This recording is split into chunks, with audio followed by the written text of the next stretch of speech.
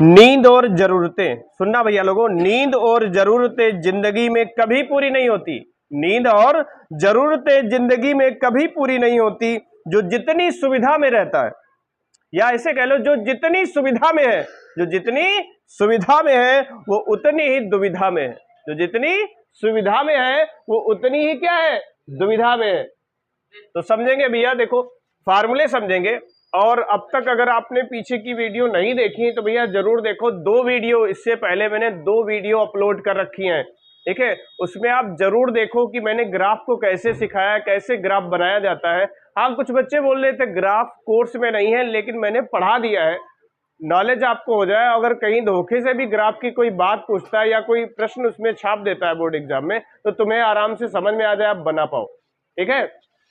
इसलिए मैंने बताया। हाँ, ये फार्मूले समझेंगे। अब इसका भी ये कई किताबों में छपा हुआ है और कई किताबों में नहीं छपा हुआ है। अब सोचो बहुविकल्पीय प्रश्न में एक छाप दिया, आप क्या करोगे? इसलिए आपको पढ़ना जरूरी है, समझेंगे। तो देखो इधर लिखा है रेखिक समीकरण युग्म। ये नहीं दिख रहा है तो कोई बात नहीं, मैं दोबारा लिख देता हूं, ठीक है। जो समीकरण युग्म है, ठीक है, समीकरण युग्म, देखो क्या कैमरे में आ रहा है, चेक कर लो, देखो ये आ रहा है, ठीक है। समीकरण युग्म a1x प्लस b1y, ठीक है, और प्लस c1 इक्वल टू 0।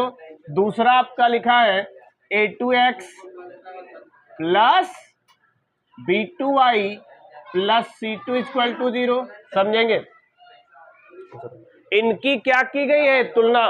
भैया आराम से समझ लो, फार्मूले हैं, इन पे बहुविकल्पीय प्रश्न अक्सर पूछा ही जाता है, ठीक है। ध्यान से समझेंगे।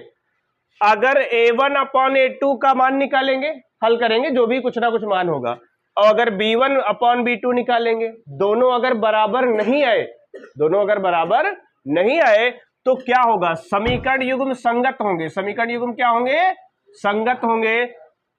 अगर संगत असंगत पूछेगा तो संगत बताएंगे। और क्या क्या हो सकता है देख लो। एक के साथ क्या कहते हैं, एक पंथ तीन काज, इसे समझो, एक पंथ तीन काज हम बता रहे हैं, यहाँ पे मैथ में बता रहे हैं, ठीक है। हिंदी में क्या पढ़े मुहावरा, एक पंथ दुई काज। हम यहाँ मैथ में आपको बता रहे हैं एक पंथ तीन काज। देखो यानी एक जो है आपका समीकरण युग्म कितनी बातें बता रहा है, 3 बातें बता रहा है। कितनी बातें बता रहा है, 3 बातें बता रहा है। एक तो आपका संगत है, और दूसरा जो रेखाएं क्या करती हैं, प्रतिच्छेद करती हैं। प्रतिच्छेद का मतलब है कहीं ना कहीं काटती हैं, ठीक है। और इसके हल की बात करेंगे, केवल एक हल है, यानी एक ही हल निकलेगा, इसके अलावा इसका कोई हल नहीं है, ठीक है। और अगर आपको ये कम समझ में आ रहा तो परेशान ना हो, इस पे जब अभी सवाल लगवाएंगे तो ये सब चीजें क्लियर हो जाएंगी, ठीक है। ऐसे ही समझेंगे। अगला देखो क्या लिखा, अगर ये 2 रेशियो, ये 2 अनुपात बराबर हो गए, लेकिन ये c1 अपॉन c2 निकाले, वो बराबर नहीं आया, तब क्या होगा, तो समीकरण युग्म क्या हो जाएगा, असंगत हो जाएगा।